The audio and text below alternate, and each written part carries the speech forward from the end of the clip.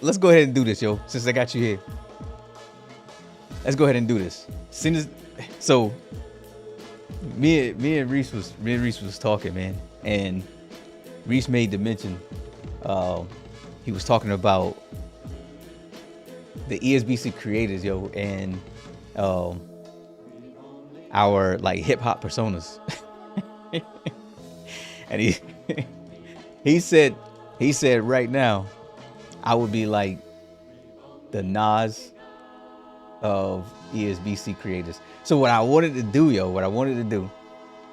was I wanted to look at some of the top guys, right?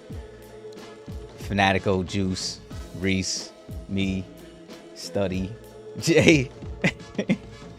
And I wanted to go ahead and start listing out who I felt like I might have to clip this, dog. I might have to clip this little part right here and just make a little video out of it.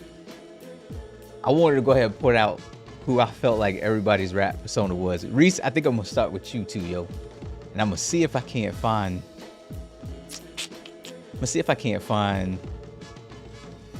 like I want a reference. I want a reference to go with, just in case y'all know what I'm talking about. Cause Reese, you got that Jamaican UK deal. You know what I'm saying? So it's like I almost wanted to say you was like ESBC's Coley Buds.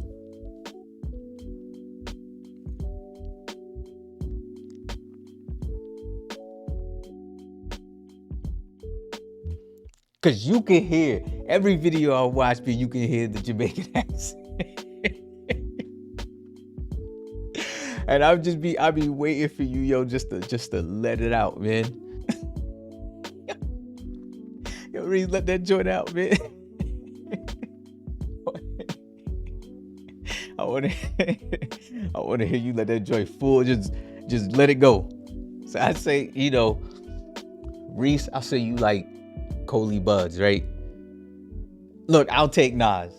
I ain't mad at that. I'll take Nas, right? I would have to put Fanatico, Jay-Z,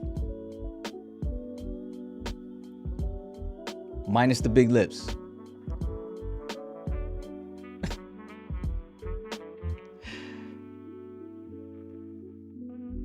You know, Fanatico got the beard, you know what I'm saying, to work with all of that.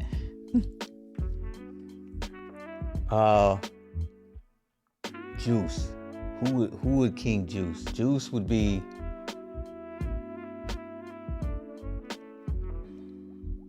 I almost want to say Juice is mystical.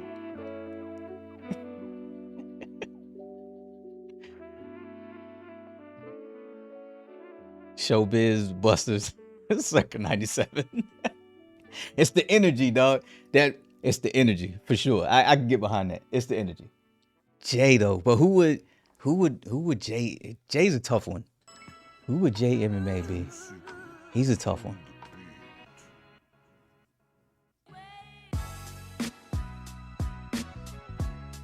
Jay would be like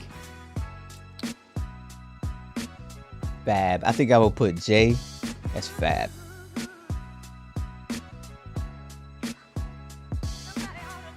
And then, we can't leave out S. Dot. We can't leave out S. Dot. Who is S. Dot? See, but S. Dot got all that New York though. Like you can hear all the New York in him. I probably would get S. Dot Method Man, yo.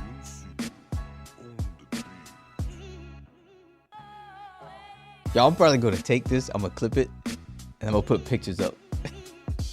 I'm gonna put pictures of everybody I named. Yo, who would be able? You know what? Maybe I take it back. Maybe Jay might be Redman. Maybe Jay MMA is Redman.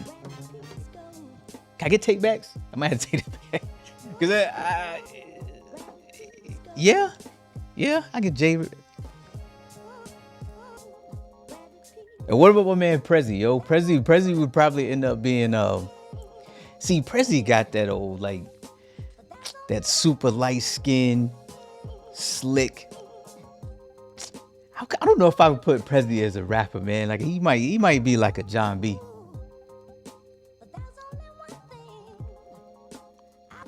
Man, let's see. Yeah, I think I'm gonna clip all that, make a video of it, put it. That'll probably be my next one. Reese, man, what'd you think of the Manny fight last night? Cause we was talking about it before, man, and I think Manny definitely looked like the age was catching up to him. I know you say that type of stuff out loud, man, and people be like, "You disrespected Manny." Like, that man is a legend. He's an icon.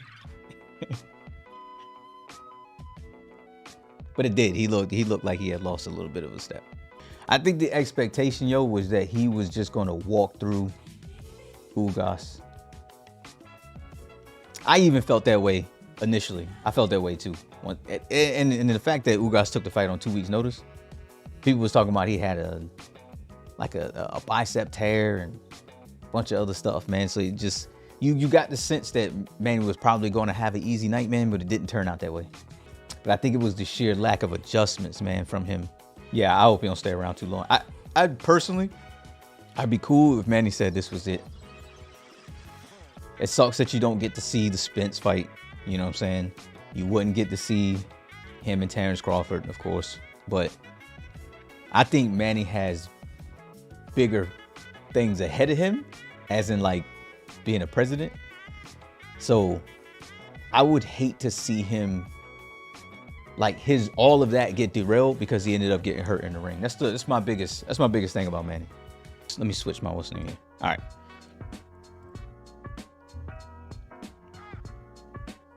This is so, like I said, I talked to my man David on Twitter, right? And he was talking about doing more discussions on the technical side of like things, right? Now I'll show you something that and look, y'all can fact check me, but I don't believe anybody out there has talked about it. And it's very small, okay? Very small. So you watch the clip, watch the defensive maneuver that he pulls with this arm, okay? His left, all right? After he just cleans him up. Right there. See where he just turned, but then he rotated the left arm up? All right, so they have actually implemented like forearm and like elbow blocking into the game. He didn't just slip it. He actually rotated the arm at the same time, which is almost like and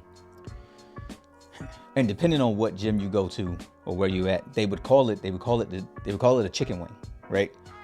And somebody who does this a lot is Floyd Mayweather, right? Let me see if I can find a clip of Floyd doing it. Because what Floyd will do is he'll use it as a defensive tactic, right?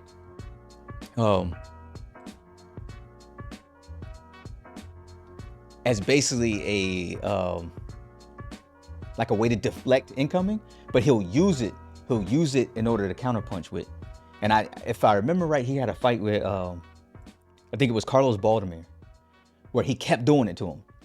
And again, like I said, not exclusive to individuals who fight using like a Philly shell or what some people would call an L guard, right?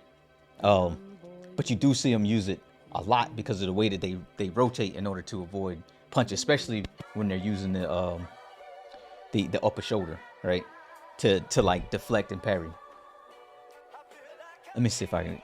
I'm pretty sure it was his fight with Carlos Baldomir, but it's small, man. It's small stuff like that where you can tell that they're putting a whole lot of detail into what it is they're doing.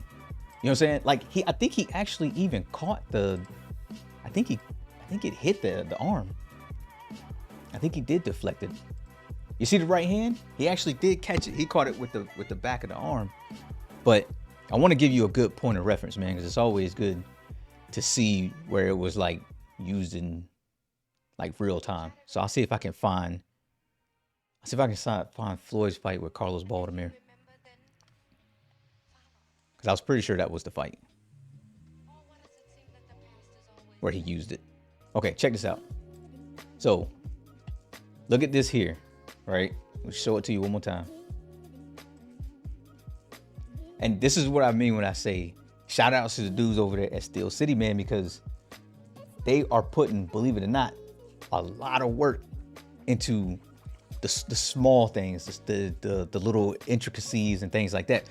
But they actually work. They're not just these animations that happen and then there's no usefulness to them. You know what I'm saying? Like, this stuff is actually working. You can actually see where Patrick's right hand actually came off of it, right? Things I don't even notice myself, man. I need to keep an eye out. Yeah, and the thing is like, this is where there is a little bit of a difference, right? My eye, as from a coach's perspective, versus anybody who's out there who just or a fighter, for example, you know what I'm saying, might be able to catch some of this stuff. If you're a real work study where you've been watching boxing for a long time, you'll probably catch some of this stuff too. But it's very small, you know what I'm saying? But it all works, right? Catches it right off. Now I'm gonna pull over this clip of Floyd pretty much doing the exact same thing. All right. Now, Floyd is not going to lean over and turn his all right, man. All right, play yo. I'll be back though. Like I said it. I said it before. Y'all was gonna try to do this at least once a week, so I'll try to get a good schedule down. Appreciate you though.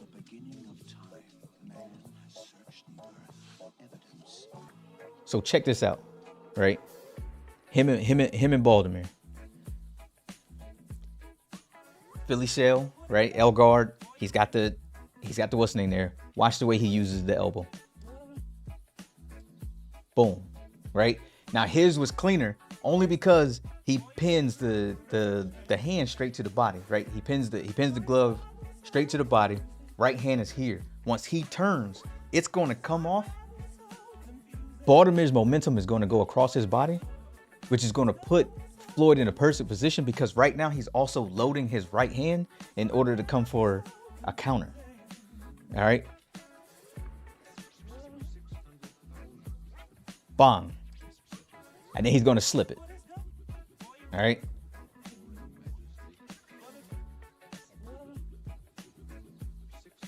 The only thing you didn't see was, you know what I'm saying, Arthur pulled the same. And this is where, look, slipped it. The right hand was actually parried. He just didn't pin it. Right hand slipped off. He's loaded in his right hand where he could come for the exact same counter, man. You know what I'm saying? Like, this is the stuff that, like, these guys are out there paying attention. They're putting this type of stuff into the game. Only thing is how well are we going to be able to utilize it once we actually get into the game? Are the mechanics of the game going to allow us to be as fluid as what we just saw with Floyd Mayweather against Carlos Baldomir?